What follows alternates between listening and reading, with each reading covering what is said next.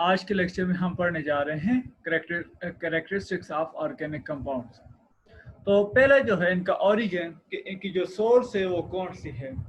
तो हमने जो वाइटल फोर्स थ्योरी पढ़ी थी उसमें हमने ये देखा था कि चूँकि ये लिविंग ऑर्गेनिज्म से एक्सट्रैक्ट की जाते थे, तो इस वजह से इनको ऑर्गेनिक कंपाउंड कहा जाता है। तो लिविंग ऑर्गेनिज्म में मोस्टली प्लांट्स एंड एनिमल से इनको एक्सट्रैक्ट किया जाता था, तो इस वजह से इनको ऑर्गेनिक कंपाउंड्स का नाम दिया गया। तो यही वजह है कि most of the organic compound जो है वो डिराइव्ड होते हैं फ्रॉम प्लांट्स एंड एनिमल्स से। एनिमल्स और प्लांट्स से उनको एक्सट्रैक्ट किया जाता है, तो उनका जो ओरिजिन है वो प्लांट्स एंड एनिमल है। फिर इसके बाद आते हैं इसके बाद आते हैं कंपोजिशन की तरफ। ठीक है, तो कार्बन एंड हाइड्रोजन, ठीक है,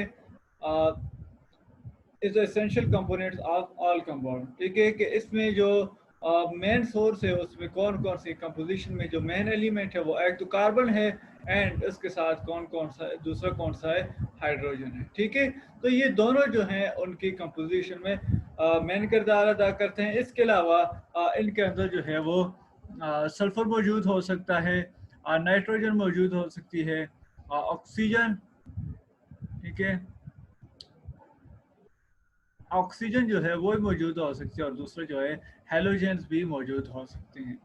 तो जो मेन एलिमेंट्स हैं मेन कंपोजिशन में हमारे पास इनके कार्बन एंड हाइड्रोजन जो है मोस्टली ये पाए जाते हैं। किसी भी ऑर्गेनिक कंपाउंड में ये दोनों कंपाउंड एलिमेंट्स लाजमन मौजूद होंगे, लेकिन इसके अलावा सल्फर और नाइट्रोजन, ऑक्सीजन एंड हेलोजन भी मौजूद हो सकते हैं depending upon their chemical nature. ठीक है, तो ये बाकी एलिमेंट मौजूद हो सकते हैं। लेट्स सपोज हमने यूरिया पढ़ा है, तो यूरिया में अगर आप देखें तो उसके स्ट्रक्चर में ठीक है, यूरिया का जो स्ट्रक्चर है वो इस तरह से है कि Na2 इस तरफ है, फिर C डबल बॉन्ड O। अब यहाँ हमारे पास एक ऑर्गेनिक कंपाउंड है, तो इसमें नाइट्रोजन भी मौजूद है। ठीक है, पहले कार्बन और हाइड्रोजन दोनों मौजूद हैं, इसके अलावा जो इसके अंदर नाइट्रोजन मौजूद है और ऑक्सीजन मौजूद। ठीक है, तो ये डिफरेंट कंपाउंड्स हैं हमारे पास जो है, इनके अंदर डिफरेंट एलिमेंट मौजूद हो सकते हैं। ठीक है, तो इनकी मेन कंपोजिशन में हमारे पास कार्बन एंड हाइड्रोजन है। कार्बन, ठीक है, ये मिस्टेक है, तो ये कार्बन एंड हाइड्रोजन लिखा है। कार्बन एंड हाइड्रोजन और कार्बन एंड हाइड्रोजन होगा, और इसके अलावा जो एलिमेंट्स है वो सल्फर, नाइट्रोजन एंड जो है हेलोजन मौजूद हो सकते हैं। अब आगे बढ़ते हैं इनकी सॉल्युबिलिटी के ऊपर। सॉल्युबिलिटी कहते हैं हल पजीर को कि किस तरह से सॉल्वेंट के अंदर जो है वो डिजॉल्व होंगे। तो मोस्ट ऑफ द अगर हम बॉन्डिंग देखें कि कार्बन एंड हाइड्रोजन के दरमियान, तो इनकी इलेक्ट्रोनेगेटिविटी ऑलमोस्ट सेम है। ठीक है, डिफरेंस इतना ज़्यादा नहीं है, जिसकी वजह से क्या है कि जो शेयरपेड इलेक्ट्रॉन है वो बिटवीन कार्बन एंड हाइड्रोजन रहता है। इसका मतलब क्या है कि इनकी जो बॉन्ड्स है वो क्या है, नॉन पोलर है। ठीक है, तो most of the organic compound जो है वो नॉन पोलर हैं, और इसकी वजह से ये क्या है, नॉन पोलर सॉल्वेंट के अंदर ही डिजॉल्व हो सकते हैं। और पोलर सॉल्वेंट्स लाइक वाटर या इस तरह की जो सॉल्वेंट हैं जो पोलर हों उनके अंदर डिजॉल्व नहीं हो सकते। तो मोस्ट ऑफ द जो ऑर्गेनिक कंपाउंड है वो इनसॉल्युबल है वाटर के अंदर, क्योंकि वाटर जो है वो पोलर है, और ऑर्गेनिक कंपाउंड जो है वो नॉन पोलर हैं। तो लाइक डिजॉल्व लाइक, तो नॉन पोलर जो होंगे वो नॉन पोलर सॉल्वेंट्स में ही डिजॉल्व होंगे। ठीक है, नॉन पोलर होंगे वो जो non polar solvents like benzene, acetone, ether.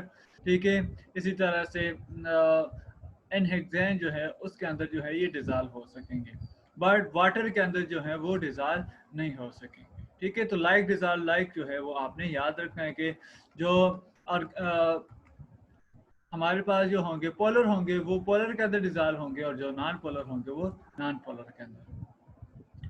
फिर जो अगर हम बॉन्डिंग की तरफ आते हैं, ठीक है, तभी मैंने बताया कि कार्बन एंड हाइड्रोजन के दरमियान जो है वो इलेक्ट्रोनेगेटिविटी का डिफरेंस इतना ज़्यादा नहीं है।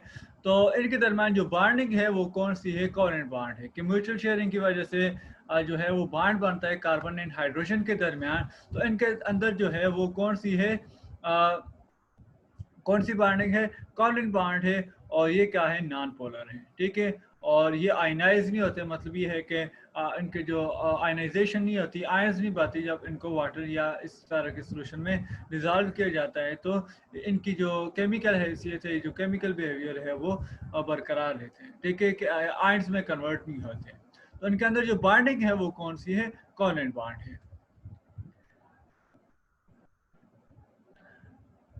अब इसके बाद बढ़ते हैं, इनका जो दूसरी है वो क्या है? लो मेल्टिंग एंड बॉइलिंग पॉइंट। तो चूंकि ये नॉन पोलर है मोस्टली, ठीक है, तो अगर आप आए इंटरमॉलिक्यूलर फोर्सेस के दरमियान, तो उसमें आपने नाइन में तीन इंटरमॉलिक्यूलर फोर्सेस पढ़ी होंगी। डायपोल डायपोल इंटरेक्शन, ठीक है, डायपोल डायपोल इंटरेक्शन। फिर इसके बाद जो है वो आपने हाइड्रोजन बॉन्डिंग पढ़ी होगी, ठीक है, डायपोल डायपोल इंटरेक्शन। फिर इसके बाद जो है वो हाइड्रोजन बॉन्डिंग है, HB। और तीसरी जो आपने पढ़ी है वो लंदन डिस्पर्शन फोर्सेस है, ठीक है। ये तीनों जो हैं वो इंटरमॉलिक्यूलर फोर्सेस की टाइप हैं, और ये तीनों जो है वो फिजिकल प्रॉपर्टी से रिलेट करती हैं, ठीक है। लाइक फिजिकल प्रॉपर्टी से मुराद ये है कि मेल्टिंग एंड बॉइलिंग पॉइंट का जो है वो डिपेंड करता है कि दरमियान जो है इंटरमॉलिक्यूलर फोर्स कौन सी है। तो अगर हम बात करें डायपोल डायपोल इंटरेक्शन की या हाइड्रोजन बॉन्डिंग की, तो ये दोनों जो हैं वो पोलर मालिक्यूल्स के दरमियान होती हैं, ठीक है। ऐसे कंपाउंड जो कि पोलर हों, तो उनके मालिक्यूल्स के दरमियान जो है वो इंटर मालिक्यूलर फोर्स होगी, वो डायपोल डायपोल इंटरेक्शन होगी या फिर हाइड्रोजन बॉन्डिंग होगी, ठीक है। लाइक वाटर है, तो हाइड्रोजन बॉन्डिंग जो है वो डायपोल इंटरेक्शन की स्पेशल केस है, जिसमें हाइड्रोजन और electronegative element like oxygen, nitrogen and fluorine के दरमियान जो है वो बॉन्ड बनता है। बॉन्ड बल्कि अट्रैक्शन होती है, बॉन्ड नहीं होता, क्योंकि इंटरमॉलिक्यूलर फोर्स है। तो कि एक मालिक्यूल का हाइड्रोजन है, ठीक है, लेट्स सपोज हाइड्रोजन फ्लोराइड की एग्जांपल लेते हैं, तो एक मालिक्यूल का ऑक्सीजन जो है हाइड्रोजन जो है वो दूसरे के फ्लोरीन के साथ इंटरेक्ट कर रहा होगा, तो ये जो बॉन्डिंग होगी वो कौन सी होगी? हाइड्रोजन बॉन्डिंग होगी, ठीक है। यहाँ पर जो है इसको डॉट से जाहिर किया गया है, इसका मतलब ये है कि इनके दरमियान ट्रू बॉन्डिंग नहीं है, बल्कि ये एक दूसरे को अट्रैक्ट कर रहे हैं, ठीक है। और ये जो सॉलिड लाइन है, ये इसका मतलब ये है कि इन दोनों के दरमियान बाकायदा से बॉन्ड बना हुआ है, ठीक है। तो ये जो हाइड्रोजन बॉन्डिंग है ये सबसे ज़्यादा स्ट्रांग होती है। फिर इसके बाद जो है वो डायपोल डायपोल इंटरेक्शन है, ये भी पोलर मॉलिक्यूल्स के दरमियान होती है। लाइक HCl की एग्जांपल ले लें, ठीक है, तो HCl है, इसके ऊपर पार्शियल नेगेटिव चार्ज होगा, ये पोलर के दरमियान होता है, इसके ऊपर पार्शियल पॉजिटिव चार्ज होगा, ठीक है। तो ये पार्शियल नेगेटिव जो होगा दूसरे के पार्शियल पॉजिटिव को अपनी तरफ अट्रैक्ट कर रहा होगा, तो इसको क्या कहते हैं? डायपोल डायपोल इंटरेक्शन कहते हैं, ठीक है। कि डायपोल डायपोल इंटरेक्शन की डेफिनेशन ये है कि एक का नेगेटिव जो होगा, एक मालिक्यूल का जो नेगेटिव एंड होगा वो दूसरे मालिक्यूल के पॉजिटिव एंड को क्या कर रहा होगा? अट्रैक्ट कर रहा होगा। तो इस तरह की जो इनके दरमियान इंटरेक्शन होगी इसको हम क्या कहेंगे? डायपोल डायपोल इंटरेक्शन कहेंगे। अब जब हम लास्ट में आते हैं लंदन डिस्पर्शन फोर्स, तो ये जो है पाई जाती है नॉन पोलर मॉलिक्यूल्स के दरमियान, ठीक है। तो इस सारी बात का खुलासा क्या है कि जितनी ज़्यादा स्ट्रॉन्ग इंटरमॉलिक्यूलर फोर्सेस होंगी उतना ही उनका मेल्टिंग एंड बॉइलिंग पॉइंट जो है वो ज़्यादा होगा। तो इसमें हाइड्रोजन बॉन्डिंग जो है वो सबसे ज़्यादा स्ट्रॉन्ग है, फिर उसके बाद डायपोल डायपोल इंटरेक्शन है, और आखिर में लंदन डिस्पर्शन फोर्सेस है जो कि नॉन पोलर के दरमियान होती है। क्योंकि नॉन पोलर के दरमियान जो है वो पार्शियल पॉजिटिव और पार्शियल नेगेटिव नहीं होता, जिसकी वजह से जो है वो एक दूसरे को अट्रैक्ट नहीं कर सकते। तो इसकी वजह से इनके दरमियान जो इंटरमॉलिक्यूलर फोर्सेस होती हैं वो इंतहाई वीक होती हैं। तो लंदन डिस्पर्शन फोर्सेस जो है नॉन पोलर के दरमियान पाई जाती है और ये सबसे ज़्यादा वीक हैं। तो due to this London dispersion forces, due to this weak intermolecular force, they have low melting and boiling point, ठीक है। इसकी वजह से इनका जो मेल्टिंग एंड बॉइलिंग पॉइंट होगा वो वीक होगा। तो ये क्या है? Really generally volatile. वॉलेटाइल का मतलब ये है कि जल्दी एवोपरेट हो जाते हैं इनका, तो जल्दी वही एवोपरेट होंगे जिनका मेल्टिंग एंड बॉइलिंग पॉइंट लो होगा, ठीक है। तो ये इनकी नेक्स्ट प्रॉपर्टी थी कि इनका जो मेल्टिंग एंड बॉइलिंग पॉइंट है वो क्या होता है? लो होता है। फिर इसके बाद है थर्मल अनस्टेबिलिटी, ठीक है, ये थर्मली अनस्टेबल हैं। इसका मतलब ये है कि जब इनको हम हीट करेंगे, ठीक है, जब इनको हीट देंगे तो ये डिकम्पोज हो जाएंगे इनको इनटू डिफरेंट सब्सटेंसेस, ठीक है। लाइक अगर हम बात करें इथेन की, ठीक है, सॉरी मीथेन की, तो मीथेन को जब हीट देते हैं, ठीक है, कंबशन का जो प्रोसेस होता है,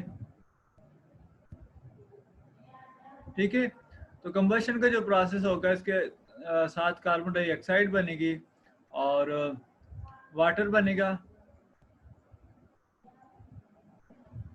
ठीक है, और साथ में जो है वो हीट मिलेगी आपको, ठीक है। तो ये तीनों चीज़ें जो है आपको मिलती हैं। तो ये क्या हो रहा है, डिकम्पोज हो रहा है into carbon dioxide and water में, तो इस वजह से इसको डिकम्पोजिशन का प्रोसेस कहते हैं, ठीक है। तो क्वेश्चन को बैलेंस कर देते हैं। तो ये क्या है, इसके अलावा और भी ऑर्गेनिक कंपाउंड्स हैं, तो उनको हम इवन कि in the absence of air जो है ये डिकम्पोज हो जाते हैं इनटू सिंपलर कंपाउंड्स। तो इसको हम क्या कहेंगे, इनकी थर्मल इंस्टेबिलिटी कहेंगे। तो ये थर्मली अनस्टेबल हैं। अब इनफ्लेमेबिलिटी आती है, ठीक है। इनफ्लेमेबिलिटी का मतलब ये है कि ये जो है वो जल्दी आग पकड़ने वाले हैं, ठीक है। यही वजह है कि जब आप देखते हैं नेचुरल गैस जो है या पेट्रोल जो है वो जल्दी आग पकड़ लेते हैं। तो most of the organic compound जो हैं वो अनफ्लेमेबल हैं, और in the presence of air में जब ये, जिस तरह से अभी मैंने आपको मीथेन की एग्जांपल दी है, तो जब हम ऑक्सीजन के साथ रिएक्शन करवाते हैं in the presence of air, तो ये किस में कन्वर्ट हो जाता है, carbon dioxide and water and huge amount of heat. तो आप इसी वजह से जो है वो नेचुरल गैस जो है वो एज अ सोर्स के तौर पर यूज़ होती है घरों में, हीट सोर्स के अंदर, ठीक है। इसी तरह से इनको आप जो पेट्रोल है उसको आप यूज़ करते हैं तो फ्यूल। तो ये जितने भी इनकी सोर्सेज हैं, ऑर्गेनिक कंपाउंड्स हैं, वो आपको फ्यूल मुहैया करते हैं। और वो किस बुनियाद पर होता है कि ये क्या है, इनफ्लेमेबल हैं, कि ये जल्दी आग पकड़ लेते हैं। तो इसी वजह से जो है अक्सर आपने देखा होगा कि हम जो है वो केयरफुली इन चीज़ों को हैंडल करते हैं, ठीक है। तो ये क्या है, अनफ्लेमेबल का मतलब ये है कि जल्दी आग पकड़ने वाले हैं, ठीक है। अब आते हैं रिएक्टिविटी की तरफ। तो रिएक्टिविटी में अभी हमने ये देखा है कि इनके अंदर जो है वो कोवलेंट बॉन्ड मौजूद है। तो कोवलेंट बॉन्ड मौजूद होने की वजह से इनकी जो रिएक्शन होते हैं वो स्लो होते हैं, ठीक है। The reactions of organic compounds are slower than inorganic compounds, ठीक है। अब रीजन क्या है कि ऑर्गेनिक कंपाउंड्स के स्लो क्यों हैं और इनऑर्गेनिक के फास्ट क्यों हैं। तो देखें, जब आपको सिंपल एग्जांपल देता हूं कि केमिकल रिएक्शन होने के लिए क्या ज़रूरी होता है कि पहले इनके दरमियान, रिएक्टेंट्स के दरमियान बॉन्ड टूटे, ठीक है। ये रिएक्शन हो रहा है ए और ए का, ये रिएक्टेंट से हमारे पास और प्रोडक्ट में हमारे पास ए से बी जा रहे हैं, ठीक है। तो अब ये जो रिएक्शन होना है, इसके लिए क्या जरूरी है, ठीक है। ये हमारे पास रिएक्टेंट्स हैं और ये क्या है, प्रोडक्ट्स हैं। अब ये रिएक्टेंट से प्रोडक्ट की तरफ गए हैं, तो इसके रिएक्शन के लिए क्या होना चाहिए कि पहले ए और ए के दरमियान बॉन्ड टूटे, ठीक है, और फिर क्या होगा, ए और बी के दरमियान जो है वो बॉन्ड बनना शुरू हो जाए। इसी तरह से बी और बी के दरमियान जो है बॉन्ड टूटना शुरू हो जाए, और ए के दरमियान जो, ए और बी के दरमियान जो है वो बॉन्ड बनना शुरू हो जाए, ठीक है। तो होता क्या है रिएक्शन के अंदर कि पुराने बॉन्ड टूटते हैं और नए बॉन्ड बनते हैं। रिएक्टेंट्स के पुराने बॉन्ड टूटते हैं और प्रोडक्ट्स में नए बॉन्ड बनते हैं। तो रिएक्शन होने के लिए ज़रूरी है कि पहले पुराने बॉन्ड को तोड़ा जाए और फिर इसके बाद जो है वो नए बॉन्ड बनाए जाए, ठीक है। अब आते हैं कोवलेंट और आयनिक कंपाउंड्स की तरफ। जब आप आयनिक कंपाउंड्स की बात करते हैं, लेट्स वो सोडियम क्लोराइड की बात करते हैं, ठीक है, इसके दरमियान आयनिक बॉन्ड मौजूद है। जो ही आप इसको डिजॉल्व करेंगे वाटर के अंदर, तो ये सोडियम पॉजिटिव और क्लोरीन नेगेटिव में डिसोसिएट हो जाएगा, आयंस में कन्वर्ट हो जाएगा। मतलब ये होगा कि अब इसके पुराने बॉन्ड जो हैं वो टूट चुके हैं, ठीक है। अब इसको जब रिएक्शन करना होगा तो इसको अपने पुराने बॉन्ड तोड़ने नहीं पड़ेंगे, ये डायरेक्ट जाकर रिएक्शन करेगा और प्रोडक्ट बना लेगा, ठीक है। इसके मुकाबले में अगर आप कोवलेंट बॉन्ड्स को देखेंगे तो कोवलेंट बॉन्ड में क्या होगा कि आपके पास जो है लेट्स सपोज आप जो है वो इसकी एग्जांपल लेते हैं, तो जब आप इसको वाटर के अंदर डिजॉल्व करेंगे ये इसी तरह से ही रहेगी, ठीक है। इसके जो बॉन्ड होंगे वो टूटेगी नहीं, ये डिसोसिएट नहीं होगी, ठीक है। तो जब इसको रिएक्शन करना होगा तो रिएक्शन करने के लिए इसको पहले अपने पुराने बॉन्डेड्स वो जो है वो बॉन्ड यहाँ से टूटता है तो इसको यहाँ से जो है पहले अपना बॉन्ड तोड़ना पड़ेगा, इसके बाद जो है वो दूसरा बॉन्ड बनेगा, ठीक है। तो इसको आप दोनों का कंपैरिजन करें, इसको बांड तोड़नी नहीं पड़ रहे, इसको बांड तोड़ने पड़ रहे हैं, तो ज्यादा टाइम कौन लगाएगा? ऑब्वियसली ये लगाएगा कि इसको पुराने बांड भी तोड़ने हैं और फिर उसके बाद नए बांड भी बनाने हैं। तो ये ऑर्गेनिक कंपाउंड है, ठीक है। और इसके मुकाबले में अगर हम इनऑर्गेनिक को देखें तो ऑलरेडी इनके जब हम इनको वाटर के अंदर डिजॉल्व करते हैं तो इनके पुराने बांड जो हैं वो टूट जाते हैं, आयनाइज हो जाते हैं। इसके बाद जो है जस्ट इनको जो है वो रिएक्शन करना होता है, नए बांड बनाने होते हैं। तो इस वजह से जो आयनिक कंपाउंड के रिएक्शंस होते हैं वो फास्टर होते हैं देन कोवलेंट बॉन्ड के, ठीक है। तो ये रीजन है कि ऑर्गेनिक कंपाउंड्स के जो रिएक्शन है वो स्लो है as compare to inorganic substances. फिर अभी हमने पढ़ा है कि जब हम इन ऑर्गेनिक कंपाउंड्स को बर्न करेंगे तो ये स्मोक प्रोड्यूस करते हैं, ठीक है। स्मोकी फ्लेम होता है ड्यू टू इनकम्प्लीट कंबशन के, कंप्लीट कंबशन नहीं होती, ठीक है। तो इस वजह से ये क्या करते हैं, बर्न होकर स्मोक प्रोड्यूस करते हैं, मोस्टली कार्बन डाइऑक्साइड जो है वो प्रोड्यूस होती है। फिर आते हैं आइसोमेरिज्म की तरफ, most important property of organic compound. तो अगर हम आइसोमेरिज्म क्या है, कंपाउंड्स हैविंग सेम फार्मूला, ठीक है, same molecular formula but different structure are called isomers, ठीक है। और इस फिनोमेनन को हम क्या कहते हैं, आइसोमेरिज्म कहते हैं, कि उनका जो फार्मूला तो सेम होता है, ठीक है, केमिकल फार्मूला सेम होगा बट उनका जो डिफरेंट होगा, लेकिन उनका जो स्ट्रक्चर होगा वो एक दूसरे से डिफरेंट होगा। लेट्स सपोज हमारे पास ये एग्जांपल है C2H6O, ठीक है। तो अगर हम इसको देखें, ये तो हमारे पास जो है कह रहा है कि ऐसा कंपाउंड है जिसके अंदर 2 कार्बन है, 6 हाइड्रोजन है और 1 ऑक्सीजन है। लेकिन अगर हम इसका स्ट्रक्चर ड्रा करें तो इसको हम 2 तरीकों से लिख सकते हैं, ठीक है। CH3 CH2OH, ठीक है, ये अल्कोहल है हमारे पास, इथेनॉल, ठीक है।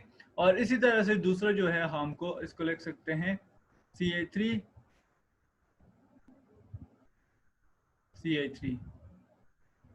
ठीक है। तो ये क्या है, हमारे पास ईथर है, इसको हम डाइमिथाइल ईथर कहेंगे, ठीक है। अब ये देखें ये दोनों में, ठीक है, ये ईथर है और ये क्या है, अल्कोहल है, ठीक है। तो देखें दोनों में 2 कार्बन हैं, 3 और 2 5 और 6 हाइड्रोजन हैं और 1 ऑक्सीजन है, ठीक है। इसमें अगर आप देखें तो यहाँ पर भी 2 कार्बन हैं, 3 और 3 6 हाइड्रोजन है और 1 ऑक्सीजन जो है मौजूद है। तो दोनों केसेस में नंबर ऑफ एटम जो है वो सेम है, 2 कार्बन 6 हाइड्रोजन और 1 ऑक्सीजन मौजूद है, बट दोनों जो है वो एक दूसरे से डिफरेंट है। अल्कोहल जो है वो एक क्लास है कंपाउंड्स की और ईथर जो है वो दूसरी क्लास है, ठीक है। दोनों ऑर्गेनिक कंपाउंड है बट अल्कोहल जो है वो डिफरेंट फंक्शनल ग्रुप से बिलोंग करता है और ईथर जो है वो डिफरेंट फंक्शनल ग्रुप से बिलोंग करता है। उनकी केमिकल और फिजिकल प्रॉपर्टी जो हैं वो एक दूसरे से मुख्तलिफ हैं, ठीक है। तो ये क्या है, दोनों एक दूसरे के आइसोमर हैं। इन दोनों का जो केमिकल फार्मूला तो है वो सेम है बट इनका जो स्ट्रक्चर है वो एक दूसरे से डिफरेंट है। इस वजह से हम इनको क्या कहेंगे, आइसोमर कहेंगे और इस फिनोमेनन को हम आइसोमेरिज्म कहेंगे, ठीक है। तो compound having same chemical formula but different structure are called isomer and this phenomena is called isomerism. तो इस फिनोमेनन को हम क्या कहते हैं, आइसोमेरिज्म कहते हैं। फिर 9 आयनिक करैक्टर है। अभी मैंने आपको बताया कि चूंकि इनके दरमियान जो है कार्बन एंड हाइड्रोजन की जो इलेक्ट्रोनेगेटिव ही है वो ऑलमोस्ट जो है उनका डिफरेंस इतना ज़्यादा नहीं है कि इनके दरमियान पोलैरिटी या आयनाइजेशन काज कर सके। तो इसकी वजह से ये जो है नॉन आयनिक है, ठीक है, इनके ऊपर कोई चार्ज नहीं होता कार्बन एंड हाइड्रोजन के ऊपर। तो इसकी वजह से ये नॉन आयनिक है और नॉन जो है वो पोलर कंपाउंड्स है, ठीक है। तो ये क्या है, नॉन पोलर इन नेचर है और शो नॉन आयनिक करेक्टर। इसका मतलब ये है कि ये आयनाइज नहीं होते, ठीक है। जब आप इनको वाटर के अंदर डिजॉल्व करेंगे या किसी भी इवन कि जब आप किसी भी सॉल्वेंट के अंदर इनको डिजॉल्व करेंगे तो इनके जो मॉलिक्यूल्स होंगे वो डिसोसिएट नहीं होंगे आयंस के अंदर, बल्कि उसी तरह से रहेंगे, ठीक है। तो इसको क्या कहेंगे, नॉन आयनिक करेक्टर कहेंगे। तो इसके बाद है इलेक्ट्रोकंडक्टिविटी, ठीक है। तो चूंकि ये जो है आयन में कन्वर्ट नहीं होते, ठीक है। इलेक्ट्रोकंडक्टिविटी के लिए क्या होना चाहिए, इलेक्ट्रिसिटी को कंडक्ट करने के लिए क्या होना चाहिए, आयंस का होना ज़रूरी है। तो चूंकि ये जो है नॉन आयनिक हैं, ये आयंस में डिसोसिएट नहीं होते, तो इसी वजह से मोस्ट ऑफ द जो ऑर्गेनिक कंपाउंड्स है वो क्या हैं, नॉन कंडक्टर ऑफ इलेक्ट्रिसिटी है, ठीक है। तो मोल्टन या सोल्यूशन फॉर्म में जो है ये पुअर कंडक्टर ऑफ इलेक्ट्रिसिटी हैं, या सम केसेस जो है ये इलेक्ट्रिसिटी को कंडक्ट ही नहीं करते। तो ये क्या है, अनलाइक जब हम इनऑर्गेनिक सब्सटेंसेस की बात करते हैं लाइक सोडियम क्लोराइड की, तो जब हम उनका मोल्टन फॉर्म में लेकर आते हैं या उनको सोल्यूशन बनाते हैं तो वो गुड कंडक्टर होते हैं।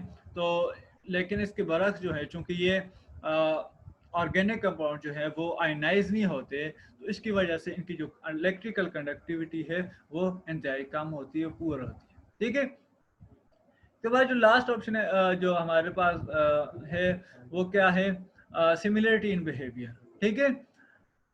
तो ऑर्गेनिक कंपाउंड्स को हम आगे फर्दर जो है डिफरेंट क्लासेस में डिवाइड करते हैं on the basis of functional group. अब फंक्शनल ग्रुप क्या होता है, एटम या ग्रुप ऑफ एटम होता है जो उस ग्रुप को एक खास केमिकल खुसूसियात देता है। लेट्स सपोज अगर जो है वो किसी स्ट्रक्चर के अंदर जो है वो सारे के सारे सिंगल बॉन्ड होंगे और कार्बन एंड हाइड्रोजन होंगे, ठीक है। तो इन तमाम की, ठीक है, अगर ये लेट्स सपोज एक कार्बन है, सॉरी यहाँ पर ये 5 कार्बन है, यहाँ पर एक कार्बन है, फिर जो है वो 2 कार्बन है।